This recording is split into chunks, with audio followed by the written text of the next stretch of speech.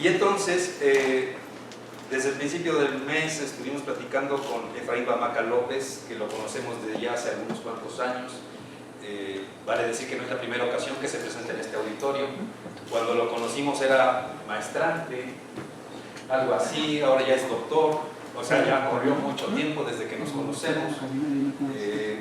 Después estuvo invitado en una reunión de presentación de resultados del IPCC hace ya algunos años, 2014, 15, por ahí más o menos. Lo tuvimos también por acá, y hoy día ya llega a México como doctor, lo cual nos da mucho gusto. Y les voy a leer su semblanza, que además la escribe en primera persona, y esto me encanta porque es muy difícil escribir así, y van a entender después por qué. Dice: viajero y amante de las letras, la ciencia, la comunicación y la filosofía. Sus más de 3 décadas de vida le han permitido compartir con muchas personas en diversas latitudes del planeta. Así también le han permitido ser comunicador social por la Universidad Centroamericana de Managua, Nicaragua. Se ha incorporado a la Escuela de Ciencias de la Comunicación de la Universidad de San Carlos de Guatemala, en el grado de licenciado. Tiene un máster en estudios latinoamericanos por la Universidad de Salamanca en España. Es doctor en Ciencia, Tecnología y Sociedad por la Universidad Federal de San Carlos en Brasil, ex becario de la Organización de Estados Americanos y de la CAPES en Brasil, en la etapa de doctorado. Es investigador asociado del Laboratorio de Recursos Naturales y Vida Silvestre de la Universidad Nacional de Costa Rica, miembro del Grupo de Estudios de Género del Discurso de la Universidad Federal de São Carlos, Brasil, miembro del Círculo Guatemalteco de Estudios Semióticos, animador Laudato Si, capítulo Guatemala, investigador categoría A del CENACYT de Guatemala, ponente invitado en diversas universidades de la región centroamericana, autor y organizador de varios libros, entre los que cabe mencionar uno de los más recientes, Voces Interdisciplinarias sobre Cambio Climático, donde se recoge la opinión de diversos especialistas en forma de artículos y ensayos sobre la temática en mención, autor de varios artículos científicos con temáticas enfocadas al medio ambiente, cambio climático, comunicación de la ciencia, comunicación medioambiental, entre otros. Editor colaborador del primer informe científico nacional de cambio climático de su país, que de hecho es uno de los coordinadores. Actualmente imparte docencia en el Centro Universitario de San Marcos de la Universidad de San Carlos de Guatemala, tanto como en pre como en posgrado. Gusta del buen café, el vino, las cerezas, que por el cambio climático se verán afectadas, seguramente. Mientras tanto, aporta en la coordinación para Centroamérica del primer Congreso Latino de Cambio Climático, que es coordinado en conjunto y en paralelo con el 9º Congreso Nacional de Cambio Climático de este país. Les dejo con Efraín Bamaca, que como verán está por todos lados. No pusiste aquí tus idas a Nairobi. Eso es pero bueno. Yo creo que aquí tengo un micrófono. Usa ahí. Bueno. Bien, un gusto en saludarnos. Buena tarde. Ya ahí el doctor Clemente pues hacía algunas anotaciones de las cosas que en el camino de la vida hemos ido pues haciendo y caminando y aprendiendo, ¿no?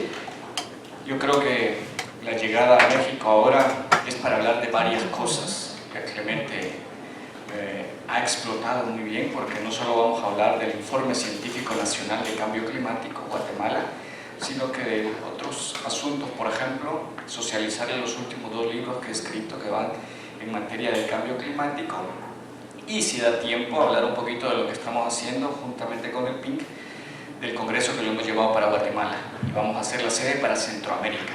Entonces un poco por ahí algunas cosas, ¿no? Siguiente. Bien, como les decía, serán un poco de las cosas que vamos a hablar. Esta diapositiva yo se la dejaré al doctor Clemente, por si a alguno le interesan los libros, los pueden descargar, han sido publicados en español, pero en Brasil. Este que está acá al lado izquierdo es un poco la síntesis de mi tesis doctoral, analizar el discurso en Centroamérica de los medios de comunicación en materia de cambio climático. Esta es la convocatoria que tenemos del congreso que estamos haciendo en Guatemala, junto con el PINC, que van a ser 3 días. Este es el penúltimo libro también que va sobre cambio climático, de cual hay algunas colaboraciones de México, un poco abordar el cambio climático desde varias perspectivas de la ciencia. Siguiente, por favor. Y lo más importante, por decirlo así, Guatemala ha realizado el primer informe científico nacional, que ha sido una colaboración de 46 investigadores más o menos en el país, para conocer el estado de la cuestión. cómo estamos en Guatemala en relación al tema de cambio climático. Entonces, este es el reporte, es un reporte muy amplio, aquí solamente traigo el resumen para los tomadores de decisión. Son 13 capítulos, el reporte como tal más o menos son como unas 700 páginas. Buscaré en media hora dar las cosas más elementales para que ustedes pues tengan una idea de cómo estamos en el país en relación a la temática. El reporte en sí, el resumen y lo que yo les voy a compartir lo divido en estos aspectos que tengo a la izquierda. Sí, a la izquierda para ustedes. Una breve introducción, cómo lo elaboramos, cómo lo trabajamos. Fue un trabajo, la verdad, que muy amplio, requirió de mucha colaboración. Vamos a ver luego cuánto tiempo esto llevó.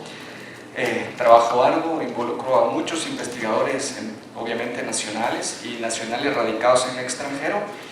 Y también es de importancia mencionar que el último capítulo, esto es algo que me motivó mucho y también para hacerles mención, quien les habla es un guatemalteco indígena de la etnia Mam.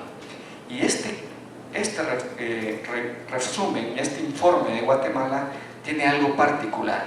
Toma por primera vez el conocimiento ancestral y lo pone en un reporte.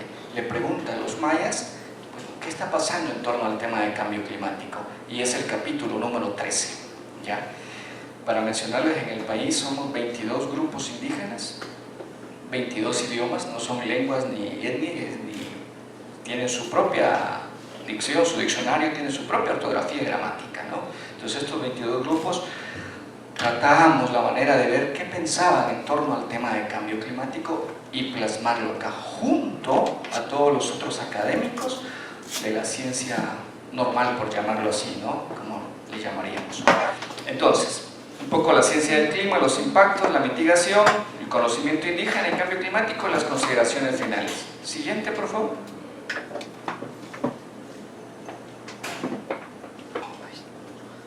Eso, muy bien.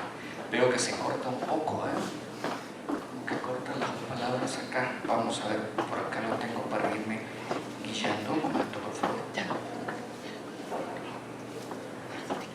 Sí, se cortan ahí algunas palabras, a ver qué pasaría.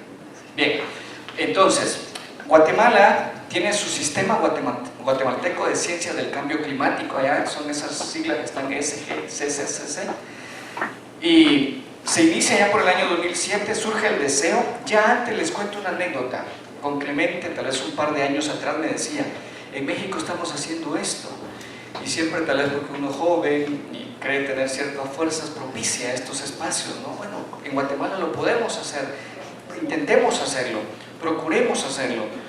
Esto es muy difícil, fue lo primero que escuché, no se puede, requiere dinero, no tenemos suficientes investigadores, tantos pero, ¿no? Eso creo fue como por el 2014, 15, pasó el 2016, incluso la idea también en un primer momento era con Compañía de México, concretamente el PIN, poder empezar a hacer esto, ¿no? Tampoco funcionó la cosa, ya en el 2017 entonces decimos en Guatemala, bueno, vamos a empezar este trabajo. Se buscó dinero de la cooperación internacional, las academias y el mismo sistema guatemalteco y se empieza a trabajar. ¿Y esto para qué? Para reunir y tener una respuesta, como lo planteo acá, la necesidad de reunir la información sobre el tema, porque actualmente en el país está muy dispersa. Entonces, agrupar todo lo que sobre cambio climático sabemos y presentarlo como un informe. Guatemala, un poquito de contexto.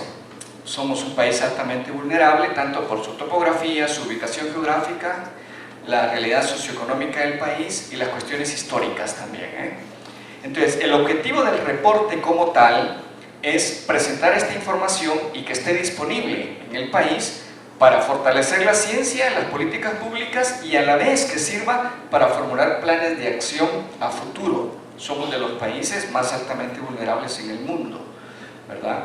Entonces, todo esto para responder a la realidad del cambio climático en el país. Siguiente, por favor. Muy bien. El enfoque en sí es promover la información que tenemos para los tomadores de decisión a nivel local, a nivel nacional y pues también que sirva como un referente para afuera. Ahora, aquí un poco de contexto del reporte. En sí se involucró a 24 autores principales que pertenecían a 11 instituciones, 14 autores contribuyentes Kevin salve aclarar que todos los autores acá, el sistema los convoca, cada uno está en su institución. Los que laboran para las instituciones en ese momento recibían salario de su institución, pero a ninguno se le pagó, por decirlo así, recibió honorario por contribuir a la construcción del reporte. Fue un trabajo ad honorem. Todo lo que trabajamos en esto fue ad honorem. La información entonces que recopila el informe más o menos sintetiza alrededor de 700 documentos, por mencionar un número, entre publicaciones científicas e informes. Ahí es importante mencionar que los capítulos, en este caso el capítulo 2, el capítulo 11, el primero que les menciono que habla sobre asuntos del clima en Guatemala, el capítulo 11 sobre el tema de las emisiones y el capítulo 13 que es sobre el conocimiento indígena y cambio climático, son datos inéditos en el país, que son los investigadores que se encargaron de generarlos y que hasta este momento no se encuentran más que en el reporte que les estoy presentando. Siguiente. ¿Cómo se construyó este reporte? Este documento como tal, todos los 13 capítulos, fueron sujetos a 2 procesos de revisión externa. El primero se realizó por 23 revisores académicos, pares, ¿no? Más o menos de 2 a 3 revisores por capítulo, les digo que tiene 13 capítulos. El segundo, ya la segunda revisión, fue por 27 revisores provenientes de distintas instituciones, tanto de la academia como del sector público-privado, también de la sociedad civil. La sociedad civil se involucró en la revisión del reporte. Hubo reuniones, sesiones de trabajo. En ese momento se recibieron más o menos 1.439 sugerencias, comentarios que llegaron de los primeros borradores. Estos se fueron revisando, fueron siendo atendidos por los revisores, por los autores, por los editores del reporte como tal, y se realizaron algunos talleres al interior del país, eventos regionales, para también poder dar a conocer el reporte. Una de las cosas que en el momento que se estaba trabajando, que fue lo que generaba como más duda, tenemos ya más o menos 13 capítulos, unas 700 páginas, y ahora ¿cómo sintetizamos esto? Y lo hacemos en 10, 15 páginas, 12 páginas, el resumen para tomadores de decisiones. Esto sigue más o menos el modelo del IPCC. ¿Cómo llegamos a esto? Fue una tarea ardua la construcción de este resumen para tomadores de decisiones. Después de tanto trabajo, pues costó un poco, llevó muchos meses de trabajo, y la idea es que ahora que se tiene este reporte, pues lo podamos socializar a los tomadores de decisiones en el país. Siguiente, por favor. Bien, un poco los capítulos, por dónde van todos los capítulos que tiene. Como les digo, son 13. Los primeros 2, el conocimiento sobre el clima y las tendencias en el clima. Los capítulos 4, 5, 6, 7, 8, 9 y 10, asuntos de vulnerabilidad, todo el tema de riesgo país, los análisis de impacto, vulnerabilidad, medidas de adaptación, todos los diferentes sectores que se ven afectados. Ya luego lo vamos a ver con gráficas. Luego, ya en la tercera parte, que son el capítulo 11 y el capítulo 12, cuáles son las tendencias en el país en cuanto a la emisión de CO2, y el último capítulo, que es la visión y conocimiento de los pueblos indígenas y su relación con el cambio climático. Un poco por ahí el índice de todos los capítulos del informe como tal. Siguiente, por favor. Bien, un poquito de contexto nacional para entender dónde está Guatemala. El 24% de su PIB corresponde a la agricultura, representa un gran porcentaje. 7 de cada 10 hogares que se dedican a la agricultura viven en situación de pobreza. El tercer dato que les menciono ahorita a continuación es de los más críticos en el país. Un 47% de nuestros niños y niñas menores de 5 años padecen de desnutrición crónica. El último informe de Naciones Unidas refleja que nosotros en el país necesitamos el equivalente de 90 a 100 años para poder superar esa cuestión de la desnutrición crónica. Es uno de los más grandes problemas en este momento en Guatemala. Cuarto, la situación de los bosques del país. La mitad de los bosques del país ha desaparecido en los últimos 65 años. No sé por acá, pero por allá es muchos incendios forestales. Y la cosa es que se sabe, pero no se atiende. Entonces se están consumiendo nuestros bosques, sobre todo en la reserva de la biosfera maya. Corrupción. tal vez les ha llegado noticias. Guatemala ha vivido y está viviendo las cosas más asquerosas, creo que nos están viendo por internet, aprovecho también para hacer protesta porque eso es bueno, ¿no? De las cosas más asquerosas que en Guatemala hemos vivido. Los índices de corrupción tremendos. Acabamos de pasar por un proceso electoral que de los candidatos a presidente hicieron su viaje a Estados Unidos, la DEA les tendió una trampa, candidato a presidente. ¿Saben qué es lo más risible? Aparte de que ya está guardadito, su gente que tenía como candidatos a diputados ha ganado varias curules. Es decir, la corrupción en Guatemala es impresionante. De tal manera que la CICIG, tal vez ustedes han escuchado, una Comisión contra la Impunidad de Naciones Unidas en Guatemala, estaba haciendo un trabajo, la verdad, de mucha valía, pero obviamente eso no interesaba a lo que hemos llamado pacto de corruptos en el país. Y entonces, ¿qué es lo que han hecho? Esa Comisión Internacional contra la Impunidad en Guatemala tiene vida hasta el mes de septiembre, porque la han cortado. Le han dicho que ya no la quieren más. ¿Quiénes? Los del pacto de corruptos. El pacto de corruptos fue el que no permitió también, tal vez ustedes escucharon en algún momento, la candidatura a presidencia de la señora Telma Aldana, que era la fiscal general del país, la anterior fiscal general. Así les podría mencionar muchas más cosas en torno a la corrupción. Es impresionante cómo en este proceso electoral y este momento el Tribunal Supremo Electoral, debido a esta misma corrupción que embarga la realidad del país, decidió, ya había contado actas, ya había registrado y el sistema ya estaba como tal, pero decidió volver a poner en cero. ¿Por qué? Porque había mucha anomalía. El Tribunal Supremo Electoral ya habían dado que este y este habían ganado, pero como la gente se manifestó, dijo, no, vamos a poner en cero otra vez y empecemos a contar. Es el momento en el que no sabemos cómo va a quedar entonces otra vez esas curules en el Congreso y esos candidatos al alcalde. Por mencionarles, en el municipio de donde vengo, una diferencia de 47 votos entre el ganador y la segunda posición. Y la cosa es que el que ganó es el que actualmente está y ha sobrevalorado tantas cosas en el municipio. Por ponerles un ejemplo, y con eso termino esa coyuntura electoral, este señor mandó a poner como unas hileras de bloco, así, y una malla para que no circularan de un lado hacia otro en un parque infantil, y eso fue valorado en el equivalente a 1 millón de quetzales, que sería 2.300.000 pesos, por ponerles un ejemplo en cosas de corrupción en el país. Un poco de nuestra coyuntura actual. El 11 de agosto vamos a una segunda vuelta electoral y veremos qué pasa, ¿no? Siguiente, por favor. Muy bien. Entrando ya en materia. ¿Cómo ha cambiado en sí el clima de Guatemala y cómo esperamos que siga cambiando? A ver, tenemos acá los diferentes escenarios. Vamos a analizar, por ejemplo, la proyección de escenarios de temperatura. La proyección de los escenarios de temperatura. El optimista, que es este, el intermedio y el pesimista, ¿verdad?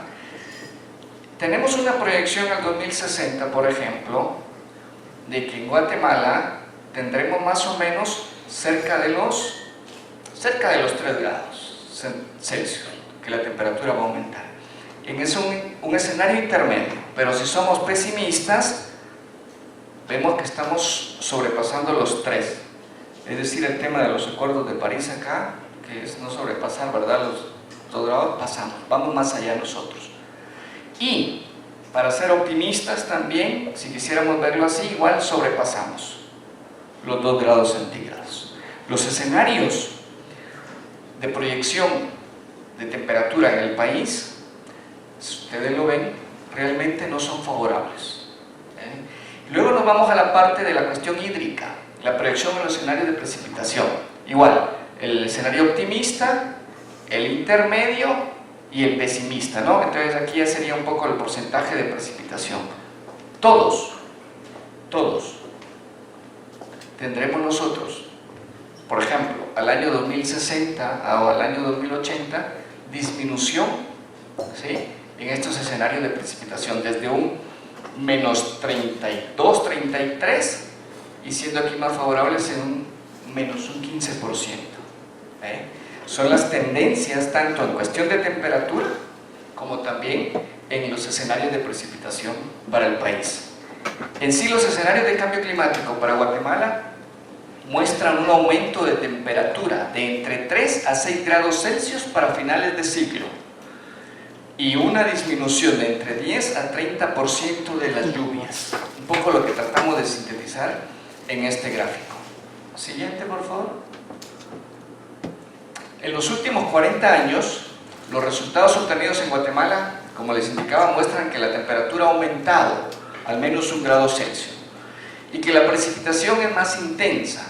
Aunque la lluvia tiene tendencia a un leve aumento anual, lo más significativo es el cambio de distribución temporal muy evidente por el retraso de inicio de las lluvias de mayo en los últimos 7 años. Antiguamente la lluvia empezaba en mayo, ahora no. Y los periodos de canícula se aumentan. Antes, y acá lo mencionamos, se ha detectado un déficit en la primera o la segunda parte de la época lluviosa en la intensificación de la canícula, con periodos sin lluvia que han superado los 40 días. En lugares dentro de las zonas semiáridas del país, en los últimos 9 años. Es decir, estamos teniendo más de un mes de esos periodos, no sé si acá también le llamen, a veces allá le llaman veranillos, es decir, estamos en invierno, pero tenemos esa canícula que ha superado el mes, ha llegado hasta los 40 días. Actualmente eso es una constante a raíz de los últimos 9 años, como lo planteamos acá. Siguiente, por favor. Ahora, ya yendo un poco a los aspectos de impacto, vulnerabilidad y adaptación. ¿Qué tan expuestos y vulnerables estamos ante los eventos extremos del clima y cómo podemos adaptarnos? Un poco el tema del incremento de riesgo al centro. Los sectores acá están del lado derecho y allá los nombres del sector. Los recursos, por ejemplo, creo que ahí no visualizo muy bien. Los recursos hídricos. Acá tenemos la leyenda. Vemos, en el caso de los sectores que se ven más afectados en la actualidad, son la agricultura, la infraestructura y la diversidad biológica, tomando como base los efectos del cambio climático ya percibidos y los escenarios a futuro. Se manifiesta la alta vulnerabilidad actual del país ante estos efectos y su tendencia a exacerbarse si no se mejoran las condiciones actuales. Como lo vemos allá, el tema de los ecosistemas tienen un grado de vulnerabilidad muy alto, que es el último, donde están los pescaditos. Infraestructura también, como lo menciona acá, y agricultura, que es el que sigue allá, que es una sensibilidad muy alta en torno a los otros sectores también que podemos visualizar, los recursos hídricos también, que son elevados. Y de los subsectores más afectados tenemos la cuestión hídrica, la agricultura de subsistencia, las enfermedades transmitidas por vectores, nuevas enfermedades transmitidas por vectores en el país, temas de arrecife y cuestiones como los pastos marinos. Siguiente, por favor. En Guatemala, el recurso hídrico tiene una participación a cerca del 70% más o menos de las actividades que conforman el PIB nacional, el Producto Interno Bruto. El agua para riego sirve como un insumo para un 18% de las exportaciones y la generación directa del valor agregado del agua es equivalente a un 6% del PIB y esto obviamente se verá seriamente afectado. Ante esta vulnerabilidad que tenemos en el país y en los escenarios posibles de cambio climático que les mencionaba al inicio, es muy probable que tengamos cambios negativos en la calidad y cantidad del agua, aumento de las inundaciones y que a la vez se afecten diversos medios de vida. También habrá pérdida de humedad en el suelo, lo cual afectará la productividad de los cultivos y por ende va a aumentar el tema de la inseguridad alimentaria. Se estima también un déficit y una pérdida de la recarga hídrica que viene a afectar la provisión de agua en el país. Desconozco México, pero en el país es que toda esta cuestión, toda esta problemática medioambiental, climática, todo el tema de cambio climático es una cuestión política. En el país, el tema del agua es una cosa complicada. No tenemos una ley de aguas en el país. se ha venido trabajando en propuestas, hay varias propuestas engavetadas, seguramente no va a pasar y ni pasará. De boca de un diputado el otro día en una reunión decía, es que no ha pasado la ley de aguas, ni pasará en el Congreso que un diputado mismo plantee esta cuestión, no se logra, porque el poder de los cañeros, de los azucareros, que en el caso de Guatemala, la última revisión que se hizo en un vuelo del país, tenían secuestrados más de 40 caudales, los cañeros, los que producen el azúcar y el ron en Guatemala.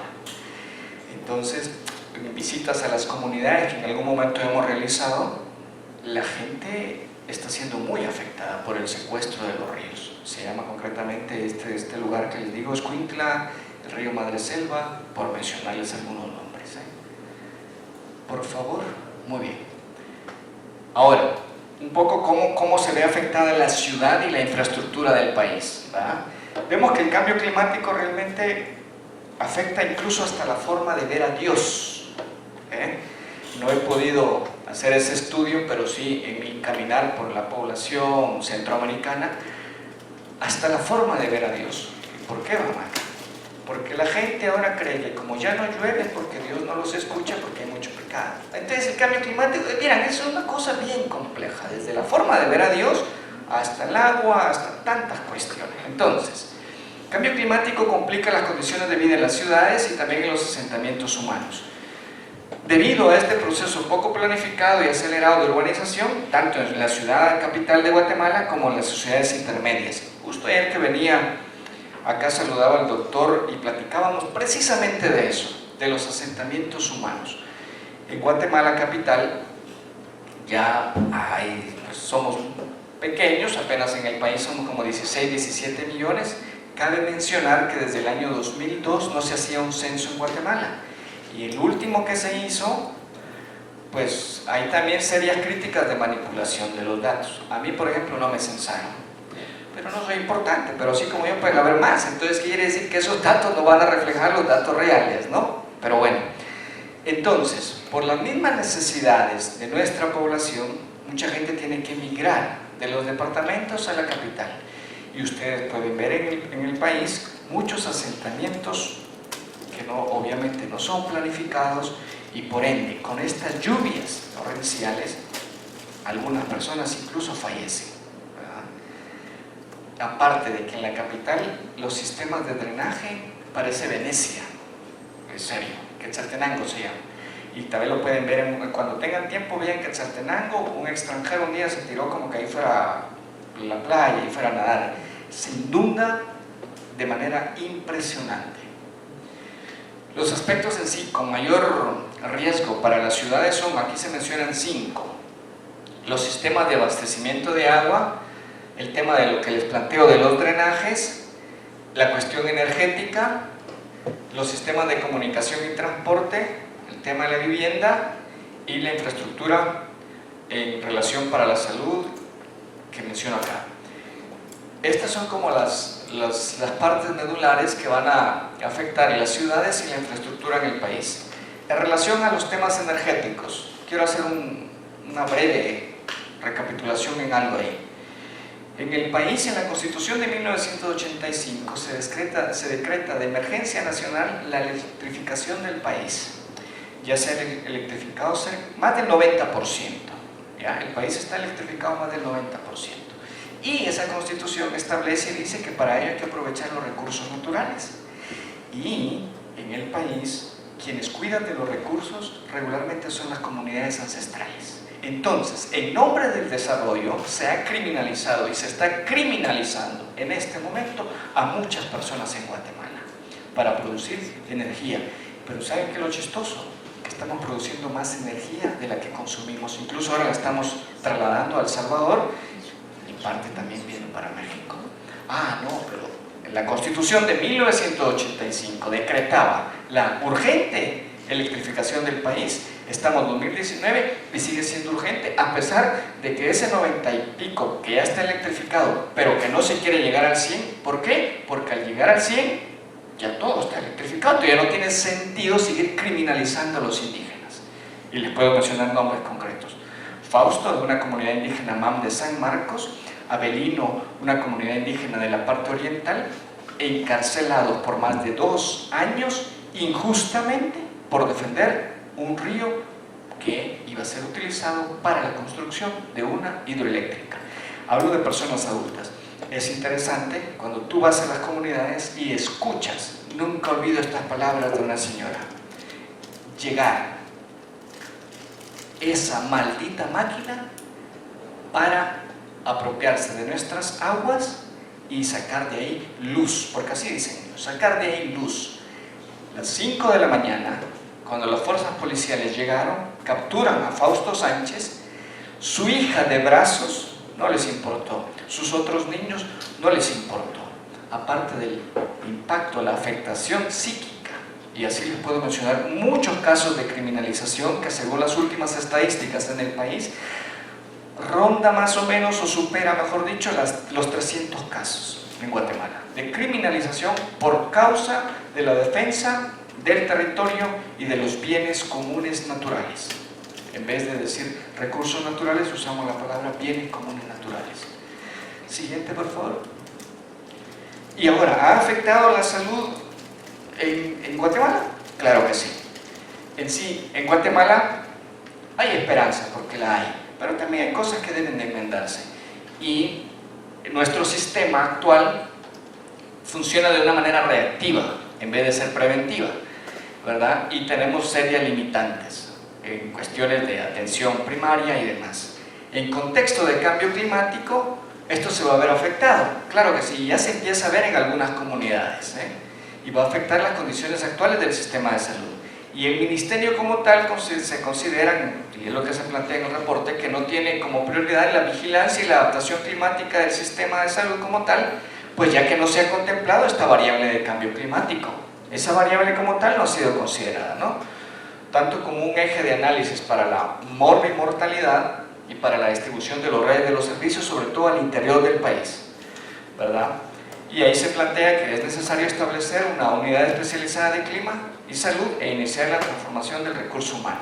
No sé si pase acá, pero en Guatemala, el Ministerio de la Defensa, es más, los que se encargan de la seguridad del presidente tienen más presupuesto que algunos ministerios fundamentales e importantes en Guatemala. Se llama SAS, que son los que cuidan al presidente.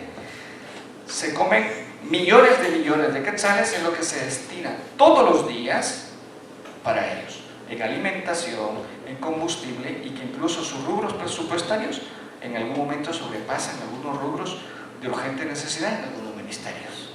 Siguiente, por favor. Ahora, ¿qué está pasando con los ecosistemas terrestres y marino-costeros? En cuanto a esto, pues obviamente también esto está cambiando, ¿no? Y se proyectan cambios más drásticos para los próximos 80 años, los escenarios que se plantean acá. Acá obviamente el informe plantea que se espera una transición de ecosistemas húmedos y con alta disponibilidad de agua a ecosistemas secos y muy secos. Y eso se mira. Cuando tú vas a las comunidades, platicas con la gente, que es ahí donde está la cuestión, es meterse en las comunidades. Conversamos con la gente te lo dice, ¿no? Aquí ya no está lloviendo, aquí ya esto está seco, aquí ya... Salió un reportaje recientemente en New York Times, decía alguien, aquí ya no crece la comida, aquí ya no crece la comida. ¿Y eso qué representa? Si tú ya no tienes comida, que es desde un punto de vista cristiano, que nuestro país es un país con un alto índice de pensamiento sobre el hecho religioso, eso también es la muerte, Entre los ecosistemas marino-costeros, los que presentan una mayor susceptibilidad a los efectos del cambio climático son los arrecifes de coral. Yo creo que eso es también en México, me imagino. Debido principalmente al aumento de la temperatura de los océanos y la acidificación, obviamente, de los mismos por la mayor cantidad de dióxido de carbono disuelto en el agua. Siguiente, por favor. Ahora, ¿cómo estamos en relación a nuestras emisiones? Somos un país pequeño, pues tenemos emisiones reducidas, pero igual, siempre hay de una manera muy gráfica, ¿no? Siempre desde el águila hasta el zanatío, el pajarito más pequeño, hacen su aporte, ¿no? Echan su cagadita, dirían allá. O sea, todos aportamos. Chiquitos nosotros, pero también. Ahí vamos, ¿no? Las emisiones de gases de efecto invernadero en Guatemala son muy bajas en comparación con las emisiones mundiales. Al año 2012, las emisiones del país apenas llegaban al 0.06% de las emisiones globales. Sin embargo, estas emisiones en sí han aumentado, pasando de 18.1 millones de toneladas de dióxido de carbono equivalente. Este informe también busca como a veces esas medidas muy raras y eso, entonces una tonelada de CO2 equivalente equivale a 113 galones de gasolina o 41 cilindros de gas propano consumidos de estos de 25 libras, para que nos hagamos una idea, ¿no? Entonces, pasando de los 18.1 millones de toneladas en 1990 a 31.4 millones de toneladas en el 2005, es decir, hemos incrementado la emisión de gases de efecto invernadero, a pesar de que es poco, pero es bastante al final un país como el nuestro, ¿no? De acuerdo a los inventarios oficiales publicados en el país. Muy bien, ahora un poco por acá, en cuanto a la mitigación de los efectos de emisiones de gases de efecto invernadero. Esta figura es interesante porque nos da los últimos datos de los inventarios oficiales que están disponibles hasta el año 2005. Son 5 las actividades que generan las 3/4 partes de las emisiones de gases de efecto invernadero en el país. La conversión de los bosques a cultivos o ganadería, que es un 26%, que es la vaquita y la hojita, ¿no? 26%. La quema de combustibles para el transporte de personas, productos y mercancías es un 18%. El manejo de los suelos agrícolas, el 14%. Y la ganadería, el 9%. Y ahí nos salió la otra parte, que es... y la...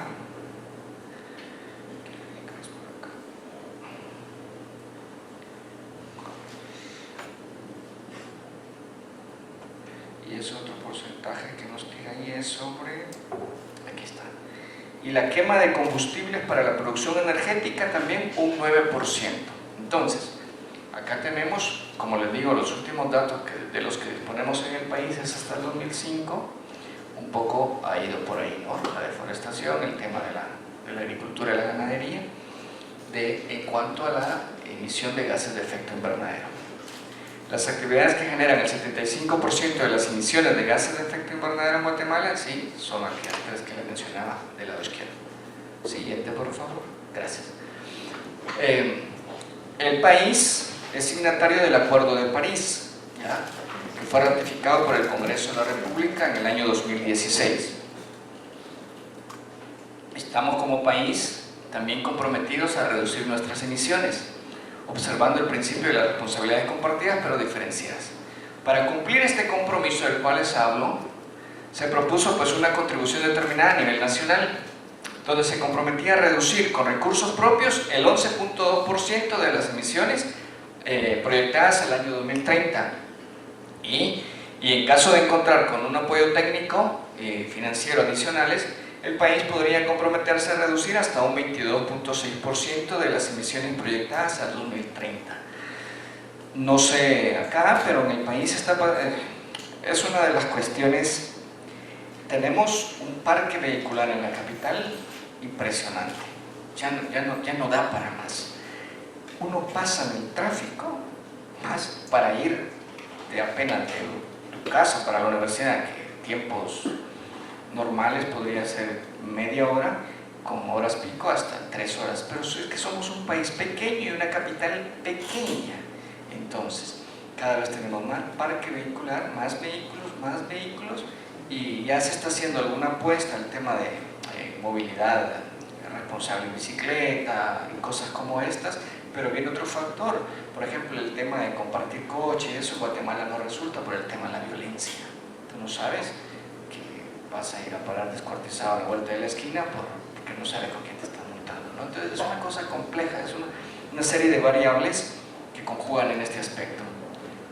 Siguiente, por favor. Muy bien. En el 2013 se instaló el Consejo Nacional sobre Cambio Climático, y en el 2016 se elaboró el Plan de Acción Nacional de Cambio Climático. Este plan del cual les hablo es un documento clave, importante, pero a la vez no se ha podido orientar en cuanto a la política pública, particularmente por las asignaciones presupuestarias necesarias para abordar la temática de mitigación. Tenemos una ley de cambio climático, pero en el país esta cuestión es una cuestión política. Eso está claro, y eso yo creo que lo hemos venido escuchando desde hace mucho tiempo en todo. Guatemala, El Salvador, México, es una cuestión política. Y si no hay interés, entonces esto no va a avanzar. En este momento los candidatos, los que eran candidatos a alcaldes, diputados en el país, lo que más abordaban, luego lo vamos a ver en el estudio, que este libro que les digo, los discursos que imperan no son los discursos medioambientales o de cambio climático, sino la violencia, la economía. Entonces, orientados a esos discursos propios de una ideología imperante y no de la ideología del cotidiano, que es de la mayoría de la población, entonces los planteamientos de estos candidatos a cargos públicos van en esa misma línea. Por ende, el tema medioambiental no interesa. Y de ahí que las propuestas que hicieron los candidatos en este momento electoral en Guatemala, poco o casi nada iban abordadas a trabajar el tema del agua, por ejemplo, el tema de contaminación del aire, por ejemplo, por mencionarles dos de muchos otros aspectos. Hay un decreto legislativo que define el marco legal de cambio climático en Guatemala, lo que le decía de la ley que ya tenemos. Manda a establecer un plan de crecimiento energético basado en recursos renovables y promueve la eficiencia y ahorro energético para reducir la emisión de gases de efecto invernadero. Entonces, ¿qué está pasando acá? En nombre de este mandato y del uso de energías renovables, el bien común natural, agua, que es regularmente cuidado por nuestras comunidades indígenas, está siendo arrebatado y han llegado empresas colombianas, españolas, canadienses, por mencionar minas, para extraer los bienes comunes naturales regularmente y casi siempre cuidadas por estas familias milenarias de culturas y grupos indígenas. Se manda, bueno, aquí el tema de compensar las emisiones producidas por la quema de combustible fósil y reducir las emisiones por cambio en el uso de la tierra. Un poco los compromisos país. Siguiente. A ver, se hace urgente con todo este asunto y que de manera rápida he dado a conocer, es urgente operativizar este marco legal estableciendo estos reglamentos necesarios para aumentar las acciones de mitigación a nivel nacional. Siguiente. Muy bien. Ahora, una de las, llamémoslo así, novedades para el país es que uno de los capítulos del reporte, y el último, aborda cuál es la visión de los pueblos indígenas en torno a este asunto. El cambio climático antropogénico es un fenómeno que impacta a los pueblos indígenas actuales, quienes desde el pensamiento cosmogónico han desarrollado procesos de adaptación y mitigación. Cuando tú vas a las comunidades, hablas con los ancianos, con esta gente más grande de las comunidades, hay formas, muchas formas que ellos tenían de tratar a la madre tierra. Incluso, ustedes seguramente lo han visto por acá también, cuando tú entras a un territorio, tú tienes que pedir permiso, besar la tierra y acercarte a ella. Incluso yo, eso ya no lo hago pues, pero debería de hacerlo. Al entrar acá, por ser una tierra extraña, hay que pedir un permiso, porque yo puedo llevarme energías que no son muy sanas de acá y al revés, traer energías que puedan no ayudar y entonces van a generar, como dirían allá, con la nana luna, alguna cuestión ahí que pueda no ayudar. Y esa es cuestión de sinergia, que muchas veces desde la ciencia es difícil como poder acercarnos a esa cuestión, esa forma de ver el mundo. Y que están fundamentados en el principio de que todo tiene vida. En nuestras comunidades indígenas, todo tiene vida. El agua, los espíritus del agua. La gente te habla, los espíritus del agua se están atormentando para hacerlo de la luz. Así te dice la gente, ¿eh? Estás atormentando los espíritus del agua. Y va a llegar un momento que esos espíritus, ya que nos están apagando nuestras voces, los espíritus se van a levantar. Y es cuando ellos lo explican de esa manera, vienen las inundaciones y las demás cosas, ¿no? Es la explicación desde esta forma de ver la realidad. La convivencia armónica y el equilibrio entre el ser humano, la madre naturaleza y el universo, es la base del Utz Kaslemal, que en el idioma quiché, traducido ya a la filosofía del sur, es el buen vivir, ¿verdad? El Utz Kaslemal es el buen vivir de los pueblos, ¿no? Los pueblos indígenas de Guatemala tienen una visión e interpretación propia del universo, de la madre tierra y la naturaleza. Sus conocimientos, prácticas tradicionales y ancestrales de adaptación y mitigación al cambio climático representan un aporte a las estrategias de mitigación y adaptación de los impactos tanto a nivel local, nacional, regional y global. Cuando uno platica con las personas mayores de las comunidades, se llaman quiché, cachiquel, sutuil, no importa, comunidad indígena guatemalteca, la reverencia con la cual se acercan a la madre tierra es algo que los occidentalizados hemos perdido, ¿verdad? Y hemos dejado, me parece a mí, que sería interesante volver a rescatar esta forma de tratar a la madre tierra, y que incluso yo en un artículo último de un libro que escribimos decía que escuchaba mucho esta cuestión, madre y padre tierra.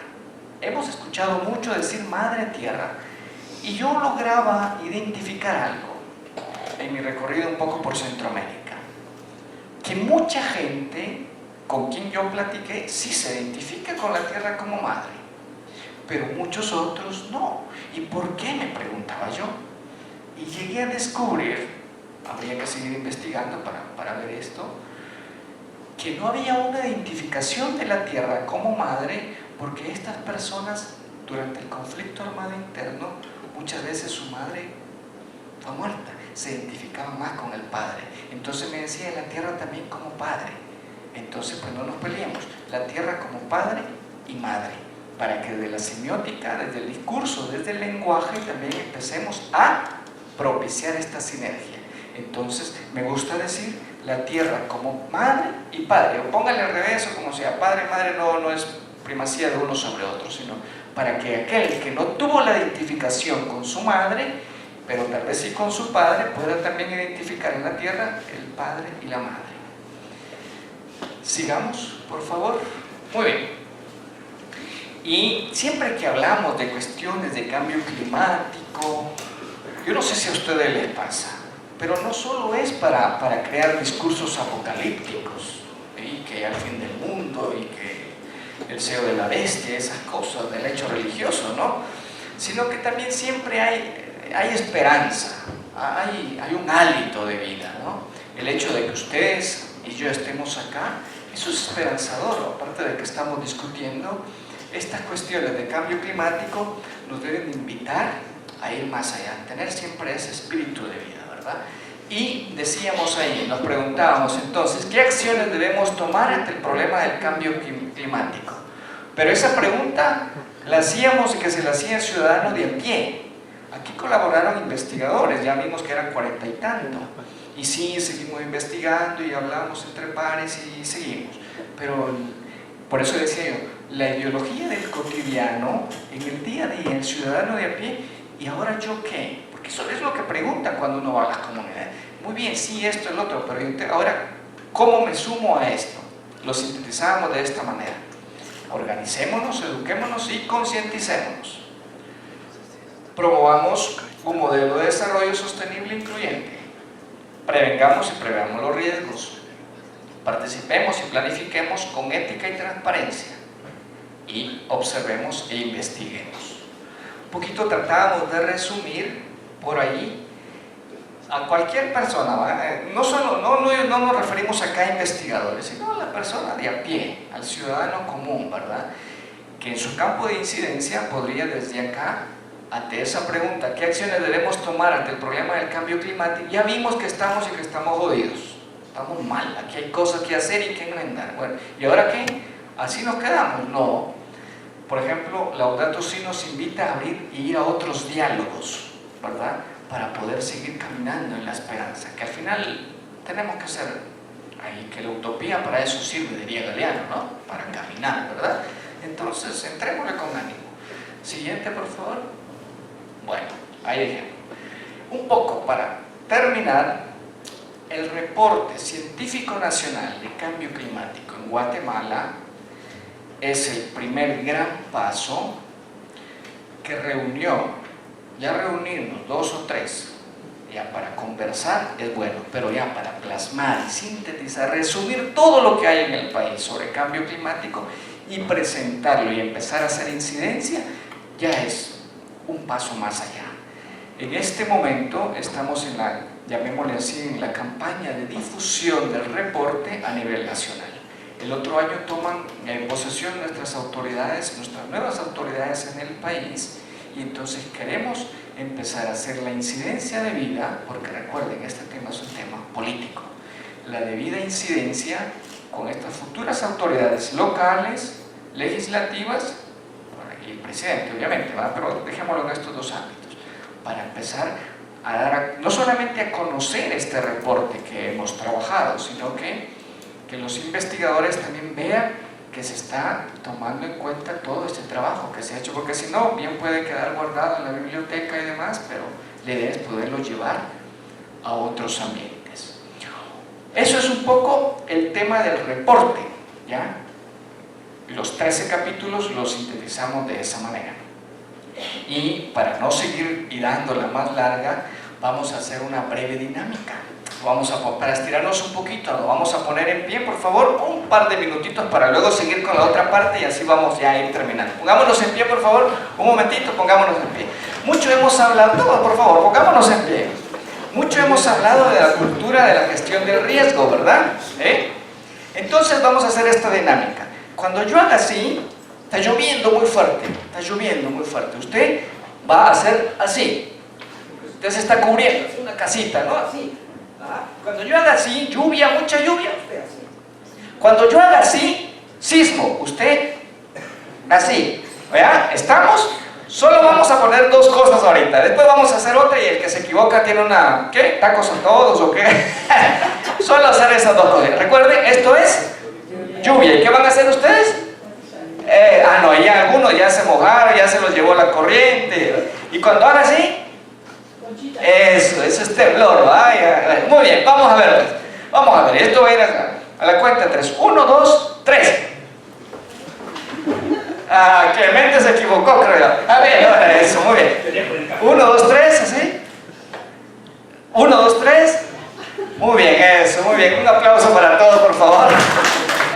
Eso es para animarse un poquito. Tomemos asiento y ya vamos a seguir con esto y vamos a terminar. Porque si no cansa estar tanto tiempo sentado y oyendo la misma voz, está jodido. A ver, ya pasamos lo del reporte. Vamos a esto. Este libro se presentó el año pasado en Brasil, que es una síntesis un poco del tema de la tesis doctoral. Yo me preguntaba, ¿por qué a nuestra gente, a la mayoría, académicos somos muy pocos, a la mayoría del pueblo, el tema cambio climático o no le dice nada o le dice muy poco? ¿Por qué? Preguntaba yo, ¿qué pasa aquí? ¿Qué está pasando? Y decidí hacer un recorrido por 4 países, Guatemala, El Salvador, Honduras y Nicaragua, para ver qué pasa, por qué. Y me daba cuenta que los medios de comunicación tienen mucho que ver. Bueno, interesante. Vamos a ver entonces qué medios de comunicación puedo analizar. Estaba la televisión, estaba el internet y la prensa escrita, ¿no? Por cuestiones de accesibilidad y eso, decidí entonces analizar algunos medios escritos en estos 4 países. Siguiente, por favor. Y ante esa pregunta, siguiente. Eso. Ante esa pregunta, entonces, analicé los periódicos, el periódico más influyente de cada país. Guatemala, Prensa Libre; El Salvador se llama La Prensa, que por cierto les cuento una anécdota. La prensa en El Salvador queda frente a la embajada norteamericana. Y va don Barbacano a buscar información. Y como no me la dieron, entonces yo dije, bueno, como mi profesor quería una prueba de que yo había estado en el lugar, ¿va? A tomarme una selfie iba yo, cuando sentía tenía 2 policías a la par, porque lo que yo estaba haciendo era un atentado a la seguridad, porque enfrente ya sabía quién les dije que le conté, ¿verdad? Yo me quedé, me hicieron guardar no pude tomar mi foto, tuve que guardar mi teléfono. Es la fecha en que estoy esperando una respuesta de ese periódico para poder atender a una entrevista. ¿Qué quiero decir con esto? Los discursos ideológicos que circulan en los ambientes, más allá de la palabra, también están en estos otros escenarios. Frente a qué lugar están, qué lugar pisamos, qué ideología tenemos. Puede ser, puede no ser, eso hay que analizarlo, pero solo les cuento la anécdota. En Honduras, el periódico La Tribuna, y en Nicaragua, La Prensa. Se analizaron, entonces yo quise ver cuál es la ideología de estos medios y por dónde va el tema de medio ambiente y dónde usted encuentra la ideología de los medios escritos, en esa parte que se llama editorial. Ahí va a quedar impregnada la ideología. La ideología de un medio de comunicación está en el editorial. Y luego, ¿quién escribe el editorial? Los dueños de los medios, que en algunos de los medios que visité son los azucareros, aquellos que les dije que están secuestrando ríos, los que producen ron y cerveza, y así puedo seguir, en todos los países. Los dueños de los medios son los dueños también de las empresas de automóviles, que me encontré con franquicias, que hay capital de alguna de estas empresas en algunos medios, y que también invierten en asuntos de gasolinera, por ejemplo. Vaya usted a seguir bien. Solo le cuento para que usted se entere por dónde va la ideología de estos medios. Entonces, decidí analizar 168 editoriales de estos 4 países, ¿verdad? Aquí están cada día que analizamos. Siguiente, por favor. Y también entrevistar a algunas personas de estos países, ¿verdad? Guatemala, El Salvador, Honduras y Nicaragua, más o menos por ahí. 13 hombres, 7 mujeres y estos datos por acá. Siguiente. Aquí, en esto me quiero centrar. ¿Qué discurso dan a conocer estos medios de comunicación en estos países? ¿Qué es el pan nuestro de cada día y de lo que todos vamos a encontrar en los medios? Política, 50%. Economía, violencia, cambio climático, 0. 4 países, no dije yo solo uno, 4 países están de acuerdo en que el tema desde los medios de comunicación, estos que yo analicé, 0. Y otros aspectos varios, ¿no? Lo que interesa es la política cotidiana, qué pasa aquí, qué pasa allá, la política y los políticos, ¿no? Pero el tema climático, el tema cambio climático como tal, es algo que no iba a interesar, y me lo decían claramente, y con un gran descaro, sobre todo en mi país. Eso no interesa, eso no vende. A ver, ¿a quién le va a interesar? Es que solo recordarlo, ¿cómo dice? Da cosa, dice el doctor Chapatín, ¿no? Me dice, ¿cómo le va a interesar a la gente que se estén quemando los árboles allá en Petén? ¿A usted le interesaría? Yo muy educadamente le dije, pues porque me interesa, estoy acá, ¿verdad? Señor, me dice, ¿a qué guatemalteco le interesa saber que el lago de Amatitlán se está acabando? Al final vamos a ver la foto, una belleza. No le interesa a la gente, me dice. A él no le interesa como medio, ¿verdad? Y eso se refleja acá, en un análisis que se hizo. Sigamos. Muy bien. Como es algo muy concreto y no quiero abordar más, el libro está por ahí, se puede descargar si les interesara. Los intereses políticos y el alineamiento ideológico prima ante la necesidad de procurar la creación de una conciencia sobre la situación del cambio climático en Centroamérica, en estos países que se analizan. La ideología imperante no es la que a nosotros acá nos convoca, no es para discutir sobre lo que estamos acá conversando, no es eso, sepan que no. No sé, imagino cómo será, pero el otro día que leí algunas cosas casi que va por ahí también, parece ser, no sé. Siguiente. Otra idea que un momento, siempre que uno viaja y eso, a veces se imagina cosas y a veces dan resultados como libros, y entonces dije, ¿por qué no nos reunimos y convoco a una serie de investigadores para que escriban sobre cambio climático, ¿verdad?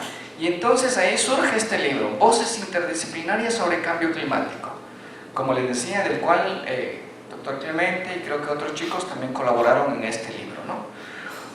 Sigamos.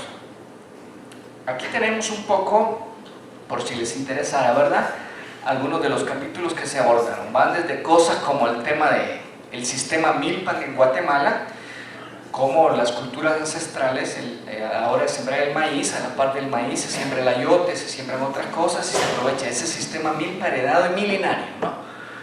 Las acciones para la meta del objetivo del desarrollo sostenible, su vinculación con el tema de la pobreza, el agua.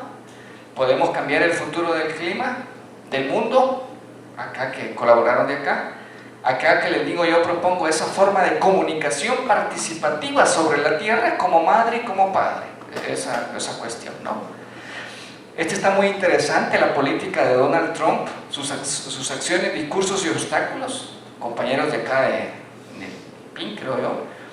Y luego hay también un poquito unas cosas muy puntuales sobre el cambio climático en El Salvador, en Nicaragua y en Honduras, ¿verdad? Y también las percepciones campesino-indígenas sobre el cambio climático en Perú, que es lo que les digo, y lo que he visto también, que hasta la forma de ver a Dios está afectando en algún momento estas cuestiones de cambio climático en algunas culturas, lo que les decía antes, ¿no? ¿Cómo y por qué? Este es un ebook que se presentó, que se publicó en Brasil y que, bueno, está disponible para su acceso por si a alguien le interesase esta cuestión. Siguiente. Y con esto vamos y terminamos, porque yo creo que ya es hora. Sí. Es la organización que estamos teniendo del Congreso, que aquí ya es el noveno, sí, y allá pues nos sumamos a esta iniciativa para ser la sede para América Central, Guatemala, Salvador, Honduras, Nicaragua, Costa Rica y Panamá. Y sé decirles que ya recibimos propuestas de Costa Rica, de El Salvador y obviamente de Guatemala. Somos un centro universitario pequeño que está muy al occidente del país, como a 250 kilómetros de la capital. Decidimos sumarnos a esta aventura. Tenemos 8 mesas de trabajo. Vamos a tener solo 3 días, 7, 8 y 9, porque nuestras posibilidades en este momento no dan para más. Ahí estamos viendo cómo lo resolvemos, porque no tenemos mucha, es más, internet por ejemplo no tenemos, pero ahí vamos viendo cómo vamos a hacer. La idea es que el Congreso ahora pasa la frontera, llega a Guatemala y de Guatemala va para Centroamérica, ¿verdad? E incluso ahí hubo una iniciativa de que también creo que se iba a sumar alguien del sur, pero no lo sé. Venezuela, y entonces la USAC, la Universidad de San Carlos de Guatemala, y el Centro Universitario de San Marcos, CUSAM, se han sumado pues al PIN para poder entonces llevar a cabo el Congreso, y este año Guatemala también estará involucrada en el Congreso que desde acá se está realizando. Y ahí tal vez después si quisieran ampliar alguna que otra palabría, Clemente, alguna cosa. Bien, sigamos. Siguiente. Y ese es el lago que les decía, ¿verdad? Un poco por ahí, que se está complicando en Guatemala por su contaminación y demás. Muchas gracias y buena tarde.